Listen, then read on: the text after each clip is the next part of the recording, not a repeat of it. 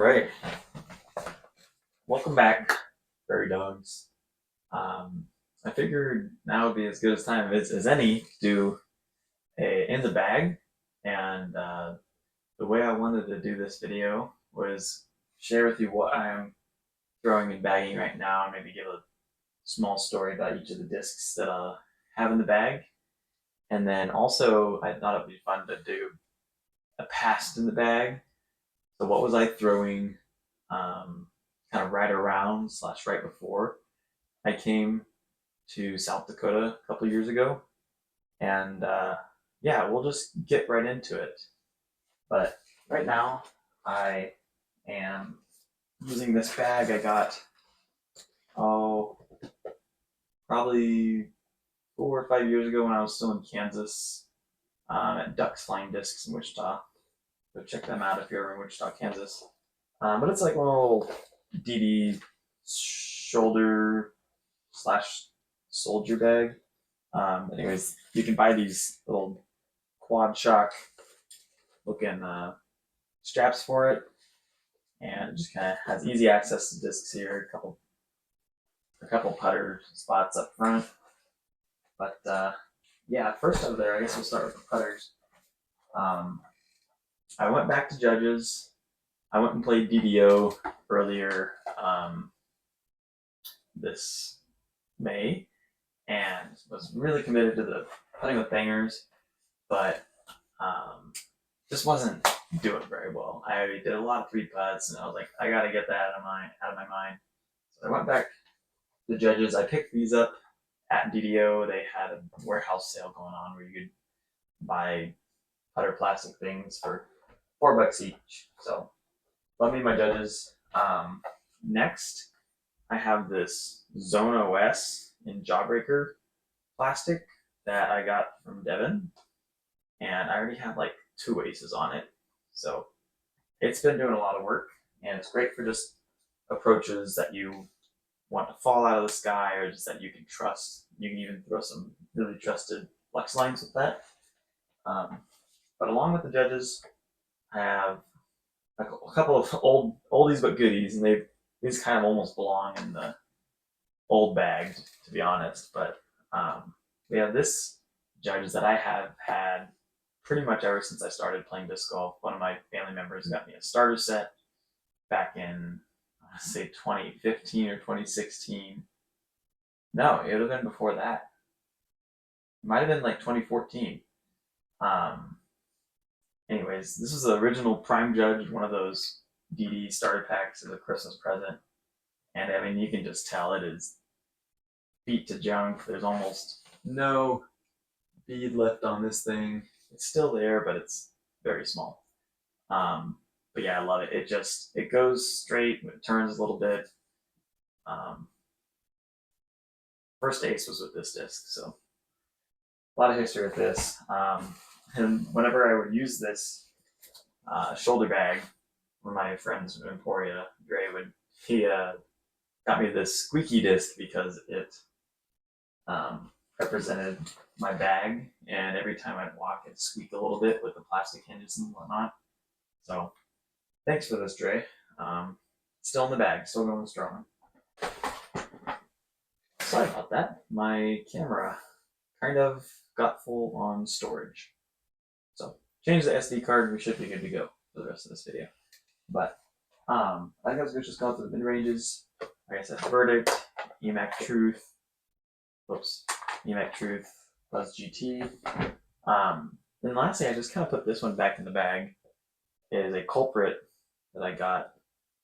Chris Clemens culprit, kind of just like a zone. I just kind of needed a driving putter that I could trust straight and fade. So, and they seem to go pretty far if you throw them hard. You know, you got a sick little stamp on them. But yeah, culprit just kind of recently up in the bag. And next up are the fairways, and boy do I love my fairways. First off, we have the Yuli Captain's Raptor. I used to not be a big discraft thrower until Devin just kind of hooked me up with some discraft stuff that he started vending, and it it's very overstable. It's very flat, and it goes almost nowhere, kind of. But you can really trust it, especially in some wind, which I think we're going to need today. It's very windy, like 30 some mile an hour winds. So, yay, South Dakota. But to complement the Captain's Raptor, I also have the 2024 Aaron Gossage Raptor.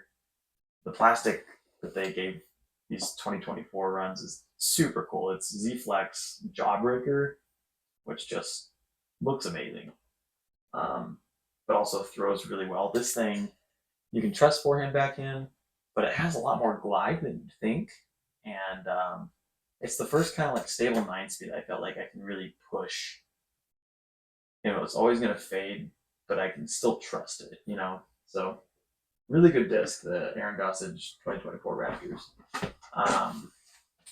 The complement to that, next up would probably be this West Side Bear. I got Matteo to sign it also with his left hand. Got this from Scott Yoder in Sioux Falls. His son Grant used to throw it, I guess. And also, congrats Grant on winning the MA1 BDO. So good job to you. And this thing is cool. It's kind of just like a Thunderbird slash T-Bird 3. I don't know. You push it straight and then it fades. It's good disc. Next up would probably be this Passion that I got. When I played the Black Pearl, I think it's just the Pearl, this last year. And it goes straight. Then you get a little bit of turn, and then they still have a little bit of integrity to finish at the end. Great disc. Next up is this Prodigy disc. I think one is a CTP or something, but just kind of a X out Prodigy disc. It's an F3. It weighs 168 grams, and I figured it'd be fun to draw a little cactus on it. But this thing's great for just throwing flat and hard. It gets some turn to the right, but will still just barely land, like finish flat. And great backhand disc. I use it not every round, but when I have it in the bag and I need it, I'm glad to throw it and stuff. So, and then step up from that in understability is this DX Valkyrie that has a little Batman drawn on it. I found this in the Anthony Lake, like a year ago or so, and just kind of kept it with me. It was kind of a joke disc, but it's so flippy that you can do some fun little backflip shots with it, with like a grenade grip. And it's one of those, like, if you only need to throw a disc, 45% power, but need it to go straight and then barely finish, this is the one you want. So yeah, another great disc. And now we're finally on to my current distance drivers. I'm currently bagging 7 distance drivers. Starting with the most overstable, I have this VIP adder. I basically just needed a water disc for DDO and something stable I can trust. Adder has some glide and has a lot of stability and does really well in the way. Next after that, most stable thing I have after that is this Rive I have. I used to have green Rive, but it has since been donated to the Larson Pond. But this thing's starting to beat up to where it's similar to the green Rive.